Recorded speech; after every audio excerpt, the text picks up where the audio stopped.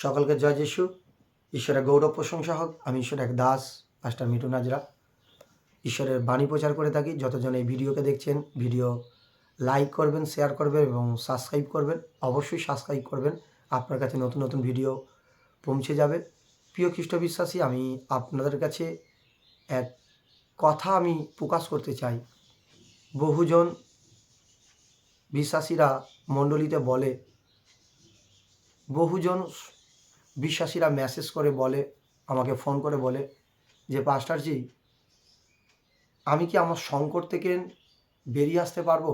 আমার জীবনে এত বড় সংকট, এত বড় সংকট বলে, এত বড় উচ্চারণ করে। আমি তো বলবো যে কোনো সংকট আপনার থাকুক না কেন, যদি আপনি যিশুর প্রতি বিশ্বাস করে থাকেন, নির্ভর করে থাকেন, ঈশ্বরের প্রতি ভরসা করে থাকেন, স্বর্গের পিতাকে ধন্যবাদ দিয়ে থাকেন, আপনি সংকট থেকে বেরিয়ে আসতে পারেন। আপনি সংকট থেকে উদ্ধার হতে পারেন। যদি আপনার বিশ্বাস না থাকে, আপনি তার প্রতি ভরসা যদি না করেন, নির্ভর যদি না করেন, আপনি সংকট থেকে কীভাবে বেরিয়ে আসবেন? আপনারা পড়েছেন যিশায়াতে হিজকিয় রাজার দৃষ্টান্ত, 38 নম্বর অধ্যায় 1 থেকে পড়লে বুঝতে পারা যায়। হিজকিয় রাজার সাংঘাতিক পীড়া হয়েছিল, বড় এক সংকট, তার মৃত্যুদিন ঘোষণা হয়ে গেছিল।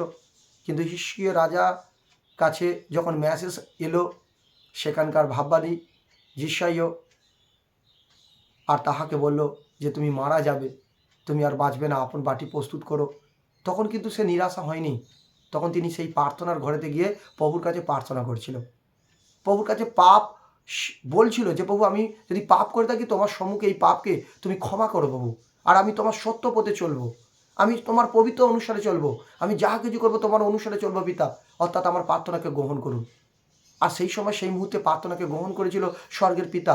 আর হিজকিয়র জীবনে এত বড় সংকট যে ছিল, সেই সংকটে তাকে আবার মেসেজ দিয়ে গেছে যে যাও, ভাওবাদীকে বলছে যিশাইয়কে, যে যাও তুমি আবার বলো আমি তার প্রার্থনা প্রসন্ন হয়েছি, আমি তার বিশ্বাসে প্রসন্ন হয়েছি, আমি তার ভরসাকে দেখেছি আমার প্রতি, আর তাকে বলো আমি 15 বছর তোমাকে আয়ু বৃদ্ধি করিব এই পৃথিবীতে।